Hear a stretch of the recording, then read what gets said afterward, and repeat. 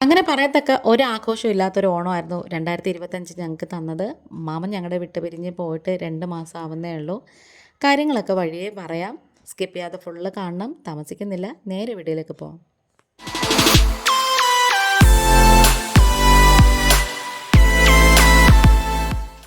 ഈ കാണിക്കാൻ പോകുന്ന വീഡിയോ കഴിഞ്ഞ വർഷം എടുത്തതാണേ. എല്ലാവർക്കും എൻ്റെ ഓണാശംസകൾ. സന്തോഷവും സമൃദ്ധിയും എല്ലാവർക്കും ഉണ്ടാവട്ടെ. അപ്രതീക്ഷിതമായിട്ട് നമ്മൾ ഗോകുലത്തിനുണ്ടായ ഒരു വിയോഗം എന്ന് പറയുന്നത് പറയാൻ പറ്റാത്തതാണ് കേട്ടോ. അപ്പോൾ ദേ തിരുവോണത്തിൻ്റെ അന്ന് രാവിലെ വലിയ കാര്യങ്ങളൊന്നുമില്ല. മാമനും അത്തയാണ്, ഹസ്ബൻഡിൻ്റെ അപ്പനും അമ്മയാണ്.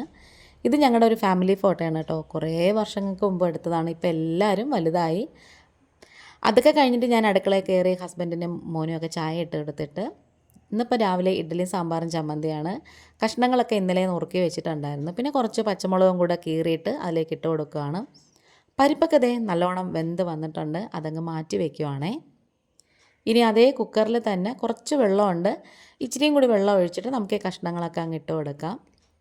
ഇതിലങ്ങനെ ഒരുപാട് വെള്ളമൊന്നും ഒഴിക്കേണ്ട, കാരണം വെള്ളമയമുള്ള കഷ്ണങ്ങളാണ് കേട്ടോ വെള്ളരിക്കയും അങ്ങനത്തേതൊക്കെ. ഇനി നമുക്കിതിലേക്കൊരു 1/2 ടീസ്പൂണോളം മഞ്ഞൾപ്പൊടിയും ആവശ്യത്തിനുള്ള ഉപ്പും കുറച്ച് പുളിവെള്ളവും കൂടി ഒഴിച്ചു കൊടുക്കാം. എന്നിട്ട് ഒന്ന് നന്നായിട്ട് ഇളക്കിയതിന് ശേഷം നമുക്കിത് അടച്ച് വെച്ചിട്ട് ഒരൊറ്റ വിസിൽ കേൾപ്പിച്ചാൽ മതിയേ, അല്ലെങ്കിൽ അങ്ങ് കുഴഞ്ഞു പോവേ. ചെറുതായിട്ടും കൂടിയാണ് ഞാൻ കഷ്ണങ്ങൾ അരിഞ്ഞേക്കുന്നത്. വിഭവസമൃദ്ധമായിട്ട് ഒരു പരിപാടിയും തന്നെ നമുക്കൊന്നും ചെയ്യാൻ തോന്നിയില്ല. നമ്മൾ ഓരോന്ന് ചെയ്യുമ്പോഴും നമ്മുടെ മനസ്സിലിങ്ങനെ കഴിഞ്ഞ വർഷത്തെ കാര്യങ്ങളിങ്ങനെ ഓർമ്മ വരുവാണേ. പരിപ്പൊക്കെ വെന്ത് വന്നതിന് ശേഷം വെണ്ടയ്ക്കയും തക്കാളിയും കൂടി ഇതിലേക്ക് അങ്ങ് ഇട്ട് കൊടുത്തിട്ട് ഇതിലേക്ക് 1/4 ടീസ്പൂൺ മഞ്ഞൾപ്പൊടിയും ഇത്തവണ മാർജിൻ ഫ്രീ പോയപ്പോഴത്തേക്കും മേടിച്ച പുതിയൊരു സൈസ് കായപ്പൊടിയാണ്. നല്ലതാണെന്നൊക്കെ പറഞ്ഞ് തന്നതാ. യൂസ് ചെയ്ത് നോക്കിയിട്ട് എനിക്ക് കുറച്ച് കൊള്ളാൻ തോന്നുന്നു കേട്ടോ. നല്ല മണമൊക്കെ ഉണ്ടായിരുന്നു കായത്തിൻ്റെ. പിന്നെ അതേ നമുക്ക് കുറച്ചൊരു 1/2 ടീസ്പൂണോളം ഉലുവാപ്പൊടിയും ഇട്ട് കൊടുക്കാം. പിന്നെ നമുക്ക് മല്ലിപ്പൊടിയാണ് വേണ്ടത്. ഒരു 1.5 ടേബിൾ സ്പൂണോളം മല്ലിപ്പൊടി ചേർത്ത് കൊടുക്കാം.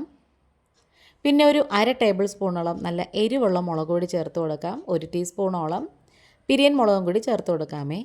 നമ്മളെപ്പോഴും സാമ്പാർ ഉണ്ടാക്കുമ്പോൾ മുളക് പൊടിയേക്കാളും മല്ലിപ്പൊടിയാണ് കുറച്ച് മുമ്പേ നിൽക്കേണ്ടത്. ഞാൻ പല രീതിയിൽ സാമ്പാർ ഉണ്ടാക്കാറുണ്ട്. ഉള്ളി സാമ്പാർ ഉണ്ടാക്കാറുണ്ട്, പിന്നെ അതുപോലെ തന്നെ മുട്ട സാമ്പാർ ഉണ്ടാക്കാറുണ്ട്, പിന്നെ അതുപോലെ തന്നെ വറുത്തരച്ച സാമ്പാർ, പിന്നെ പൊടികൾ മാത്രം മൂപ്പിച്ച് സാമ്പാർ പൊടി യൂസ് ചെയ്തിട്ട് അങ്ങനെയൊക്കെ ചെയ്യാറുണ്ട് കേട്ടോ. കുറച്ച് പുളിവെള്ളം ഉപ്പും കൂടി ഇട്ട് കൊടുത്തിട്ടുണ്ടായിരുന്നു. ഇനി നമ്മൾ ആ കഷ്ണങ്ങളൊക്കെ വെന്തപ്പോഴത്തേക്കും അതും കൂടി ഇതിലേക്ക് അങ്ങ് ഇട്ട് കൊടുക്കുവാണ്. നല്ല കുറുകിയ സാമ്പാറാണ് കേട്ടോ. ഇനി വെണ്ടയ്ക്കയും തക്കാളിയൊക്കെ ഈ ഒരു ചൂടിനകത്ത് കിടന്ന് തന്നെ നന്നായിട്ട് വെന്തോളും.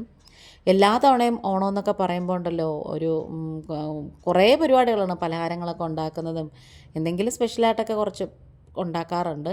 കുറേ വർഷങ്ങളായിട്ട് കായ വറുത്തതും ശർക്കര വരട്ടിയും നമ്മൾ വാങ്ങിക്കാറില്ല, വീട്ടിൽ തന്നെയാണ് ഉണ്ടാക്കുന്നത്.